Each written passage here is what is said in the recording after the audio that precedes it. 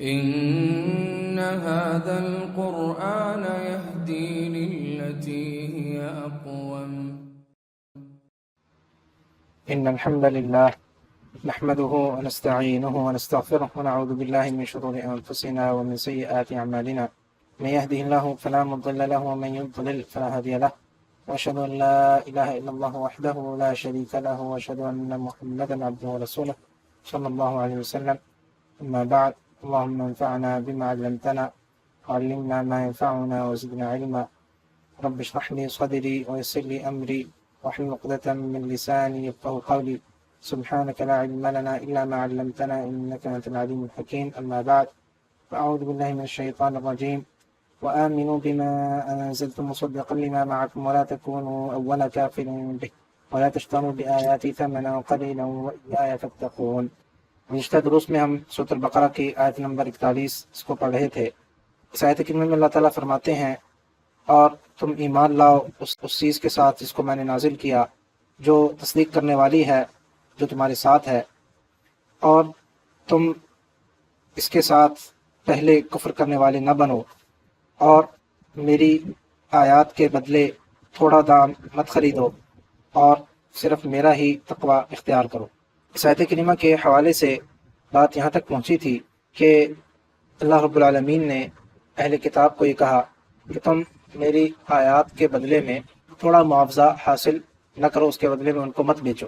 ان آیات کو بیچنے کا معنی کیا ہے، تھوڑے دام سے مراد یا تھوڑی قیمت سے مراد کیا ہے، یہ ہم پڑھ چکے. کل کے درس کے اختتام پر یہ بات بھی آئی تھی کہ اہل کتاب کو یہ حکم ہوا تھا کہ دین کا جو بھی علم ہے وہ تم نے دوسروں کو بغیر کسی معاوضے کے پہنچانا ہے، اس پر معاوضہ لینا ان کے لیے جائز نہ تھا. اب ہماری شریعت میں اس کا حکم کیا ہے، اس حوالے سے ہم نے 2-3 احادیث ان کا پڑھا تھا، اور سلف صالحین میں بھی جو دیکھا گیا، ان کی تاریخ میں، ان کی روایات میں ہمیں یہ ملتا ہے کہ جو کوئی بھی دین کا عالم ہو اور وہ علم آگے پہنچانے پر اجرت دیتا تھا تو وہ اس شخص کو برا جانا جاتا تھا. اگر وہ اجرت مانگتا تھا کہ میں کوئی حدیث کسی سے پوچھتے یا کوئی دین کا کوئی مسئلہ پوچھتے تو کہتے کہ میں تب بتاؤں گا جب مجھے اس کی اجرت دی جائے گی.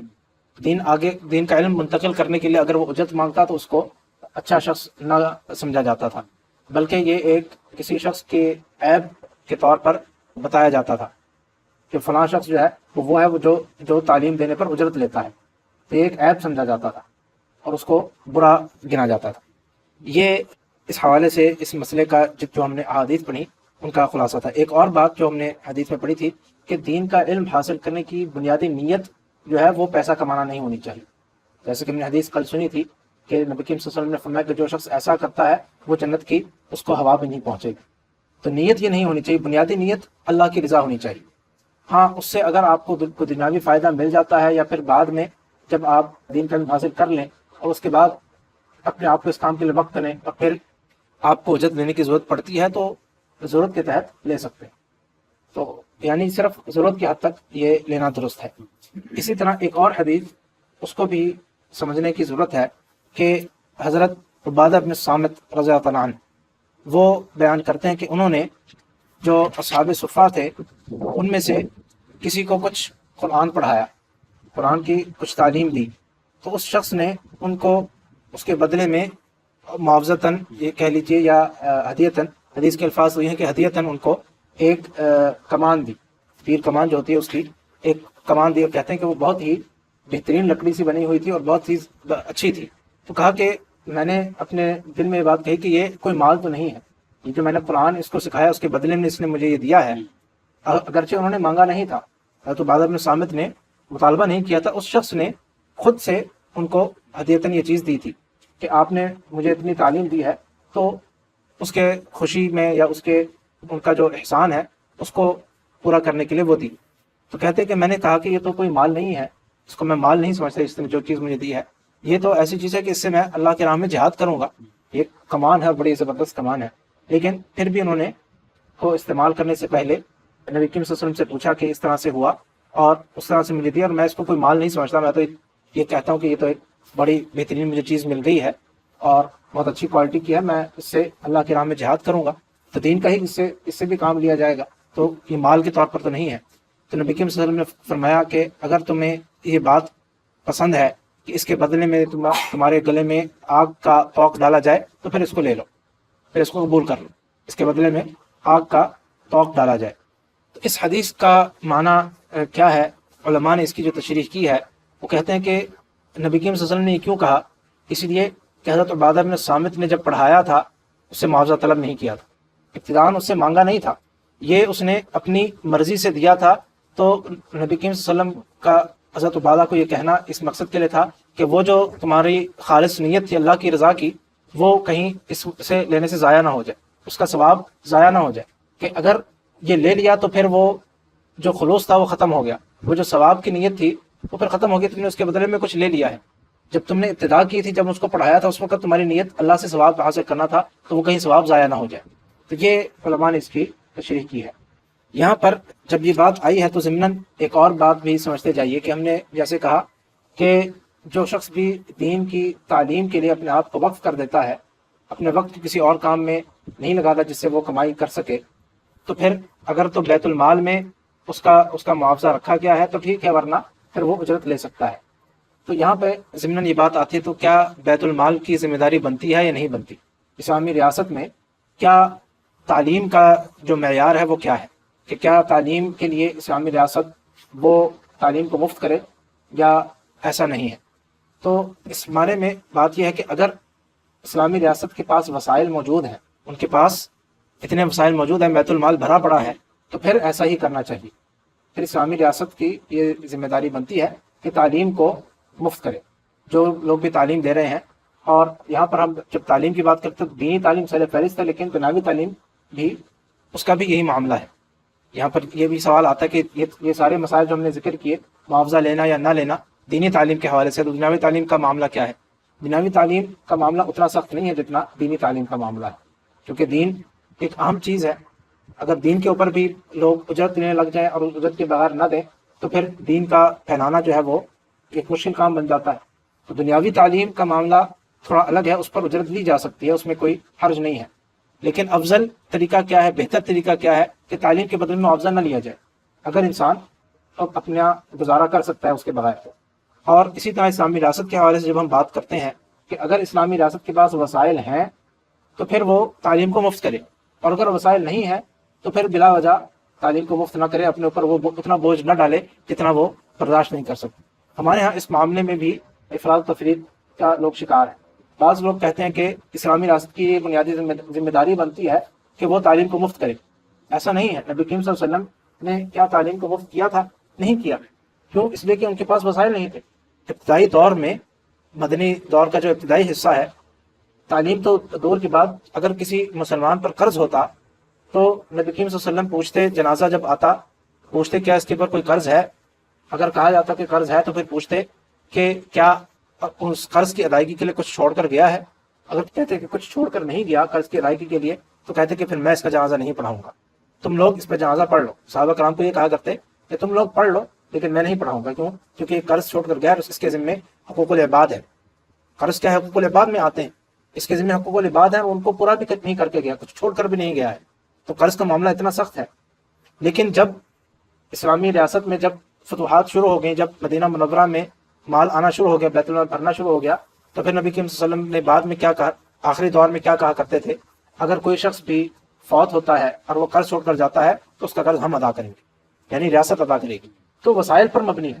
تعلیم کا معاملہ بھی یہی ہے۔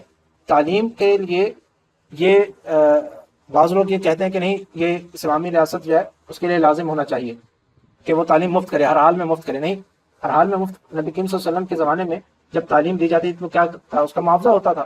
غزوہ بدر کا معاملہ کیا ہوا تھا؟ جب مشرکین کو چھوڑنے کا فیصلہ ہوا گیا، جن کو قید کیا گیا تھا، تو ان کو فدیے کے بدلے میں کہا کہ تم تعلیم دے دو، جس کے پاس فدیہ دینے کی رقم نہیں ہے کچھ صحابہ کو تعلیم دے دو، وہی اس کے بدلے میں معاوضہ ہوگا۔ اس وقت تعلیم مفت کیوں نہیں کی نبی کریم صلی اللہ علیہ وسلم نے؟ صحابہ کرام میں سے اکثریت جو تھی، کیونکہ عرب کا طریقہ کار ہی یہ تھا، ان کا کلچر ہی یہ تھا کہ وہ پڑھنا لکھنا نہیں جانتے تھے، اس وقت کیوں نہیں نبی کریم صلی اللہ علیہ وسلم نے اس کا اہتمام کیا کہ بھئی سب کے لیے تعلیم کا بندوبست کیا جائے، اساتذہ کو لایا جائے، ان کو پڑھایا جائے؟ تو یہ سارا معاملہ جو ہے کیا ہے؟ وسائل پر مبنی۔ اور یہاں سے یہ بات بھی پتہ چلتی ہے کہ اسلامی ریاست کو اپنے وسائل کے مطابق خرچ کرنا چاہیے۔ آج کل تقریباً تمام ممالک میں کیا چلتا ہے؟ بجٹ ڈیفیسٹ چلتا ہے، ڈیفیسٹ فائنینسنگ ہوتی ہے، جتنے وسائل ہیں کسی بھی ریاست کے اس سے زیادہ خرچ کیا جاتا ہے، پھر بجٹ بنتا ہے، پھر اس کی ڈیفیسٹ کی فائنینسنگ ہوتی ہے، پھر اس میں 100 مسائل پیدا ہوتے ہیں۔ اسلام نے ہمیشہ، چاہے ریاست کی سطح پر ہو، چاہے انفرادی سطح پہ ہو، چاہے خاندان کی سطح پر ہو، کسی بھی سطح پر ہو، اصول کیا دیا ہے؟ جتنے وسائل ہیں اتنے خرچ کرو۔ جو ہمارے ہاں عام محاورہ بولا جاتا ہے کہ چادر دیکھ کر پاؤں پھیلاؤ، تو یہ اسلام نے یہی کانسیپٹ دیا ہے، جتنی چادر ہے اتنے پاؤں پھیلاؤ، بس جتنے وسائل ہیں انہی میں گزارا کرو، اپنے وسائل سے بڑھ کر خرچ کرنا یہ اسلام نے نہیں سکھایا۔ اسلامی ریاست کا بھی یہی معاملہ ہے۔ اور جو ہمارے موضوع سے متعلق بات تھی کہ تعلیم کو مفت کرنا، یہ اسلامی ریاست کی ذمہ داری نہیں۔ ہاں اگر وسائل ہیں تو پھر مفت کریں، پھر اس کی ذمہ داری میں آتا ہے، پھر اس کو کہا جائے کہ ہاں آپ اس چیز کا بندوبست کریں، جیسا کہ حضرت عمر کے دور میں جب وسائل بہت ہو گئے، فتوحات بہت ہوئیں، بیت المال بھرا ہوا تھا، حضرت عمر نے پھر وظائف مقرر کیے تھے، خاص طور پر علماء کے جو دین کی تعلیم دیتے تھے، عوام الناس کے بھی تھے لیکن علماء کے خاص طور پر۔ اس کے بعد جو اسلامی ریاستیں آئی ہیں، جب تک بیت المال میں پیسے موجود ہوتے تھے تو ریاست کی طرف سے ان کو معاوضے دیے جاتے تھے کہ تاکہ تعلیم مفت ہو۔ لیکن عمومی طور پر جیسے ہم نے کہا کہ اس بات کو، چاہے دینی تعلیم ہو چاہے دنیاوی تعلیم ہو، اس بات کی ترغیب ضرور دلائی گئی، اگرچہ منع نہیں ہے لیکن ترغیب ضرور دی گئی ہے کہ کوشش یہ ہونی چاہیے کہ تعلیم مفت لوگوں کو مہیا کی جائے۔ اللہ تعالی عالم۔ اس کے بعد آیت کا جو آخری ٹکڑا ہے اس میں فرمایا وَإِيَّايَ فَاتَّقُونَ، اور بس تم میرا ہی تقوی اختیار کرو۔ اس جملے کی جو ترکیب ہے وہ وہی ہے جو پچھلی آیت کے اختتام پر آئی تھی، وَإِيَّايَ فَارْهَبُونَ، وَإِيَّايَ فَارْهَبُونَ وَإِيَّايَ فَاتَّقُونَ، ایک ہی انداز بیان ہے۔ یہاں پہ پہلا سوال تو یہ اٹھتا ہے کہ پچھلی آیت کے اختتام پر کہا اِيَّايَ فَارْهَبُونَ، مجھ سے ڈرو، یہاں پر کہا اِيَّايَ فَاتَّقُونَ، میرا تقوی اختیار کرو، ان دونوں میں فرق کیا ہے؟ وہاں پہ فَارْهَبُونَ کیوں کہا اور یہاں پہ فَاتَّقُونَ کیوں کہا گیا؟ بعض علماء نے اس کی توجیہ اس طرح سے کی ہے کہ پچھلی آیت میں جو بات تھی وہ کیا تھی؟ عہد کو پورا کرنے کے حوالے سے تھی، اور عہد کو پورا کرنے میں اکثر جو چیز رکاوٹ بنتی ہے وہ غیر اللہ کا ڈر ہوتا ہے۔ معاشرہ کیا کہے گا، خاندان کیا کہے گا، برادری کیا کہے گی؟ تو عہد کو پورا کرنا، اللہ تعالیٰ عہد سے مراد جیسے ہم نے کہا کہ اختصار سے یہ ہے کہ اللہ کے احکامات کو پورا کرنا ہے۔ عام طور پر اس میں جو چیز رکاوٹ آتی ہے وہ غیر اللہ کا ڈر ہے، اس لیے یہاں پر وہاں پر آیا فَارْهَبُونَ، مجھ سے ڈرو، میرے علاوہ کسی اور سے مت ڈرو۔ یہاں پر کس چیز کا حکم آ رہا ہے؟ ایمان لانے کا، جو کچھ میں نے نازل کیا ہے اس پر تم ایمان لاؤ، اس لیے یہاں پر آیا فَاتَّقُونَ، میرا تقوی اختیار کرو، کیونکہ تقوی ہی انسان کو ایمان پر آمادہ کرتا ہے۔ اسی صورت کی ابتدائی آیت، پہلی آیت یاد کیجئے، ذَلِكَ الْكِتَابُ لَا رَيْبَ فِيهِ هُدًى لِلْمُتَّقِينَ، ہدایت پانے والے کون ہیں؟ جو تقوی اختیار کریں گے۔ تقوی ہوگا تو ایمان آئے گا۔ ایمان اور تقوی ہم اس بارے میں تفصیل سے گفتگو پہلے کر چکے ہیں، یہ دونوں لازم اور ملزوم ہیں۔ تقوی ہوگا تو ایمان آئے گا، ایمان ہوگا تو تقوی آئے گا، دونوں ایک دوسرے کے لیے لازم اور ملزوم ہے، ایک کے بغیر دوسری چیز نہیں ہے۔ تو ایک وجہ یہ ہے کہ یہاں پر فَاتَّقُونَ کہا گیا۔ پھر ایک اور بات کہ جو پچھلی آیت میں تھا کہ عہد کو پورا کرنا ہے، وہ گویا کہ ایک بنیادی چیز ہے اور یہ اس کا اینڈ ہے کہ ایمان لانا۔ جیسے ہم نے کہا تھا کہ عہد میں سے سب سے اہم چیز جو ہے وہ کیا ہے؟ ایمان لانا ہے۔ تو وہ چونکہ ابتدا تھی تو اس لیے خوف کا ذکر کیا کہ مجھ سے ڈرو۔ خوف ابتدا ہے اور خوف کی انتہا کیا ہے؟ تقوی ہے۔ ابتدا کہاں سے چیز ہوتی ہے کہ اللہ کا ڈر۔ اللہ کا ڈر منتج کس چیز پر ہوتا ہے؟ اس کا نتیجہ کیا نکلتا ہے کہ انسان کے اندر تقوی آتا ہے۔ تو وہ عہد بھی کیا ہے؟ وہ ابتدا ہے، وہ بیسک ہے، اور عہد کی انتہا کیا ہے کہ ایمان لایا جائے۔ تو جب یہاں پر ابتدائی بات تھی تو اس کے اختتام پہ بھی ابتدائی بات کی کہ مجھ سے ڈرو۔ یہاں پر چونکہ آخری بات تھی کہ یہ اینڈ رزلٹ ہے کہ ایمان لانا ہے تم نے، تو اسی لیے خوف کا بھی اینڈ رزلٹ دیا گیا کہ فَاتَّقُونَ، میرا تقوی میرا اختیار کرو۔ خوف کی سب سے آخری سٹیج خوف ہوگا تو تقوی ہوگا، اس لیے یہ کہا گیا۔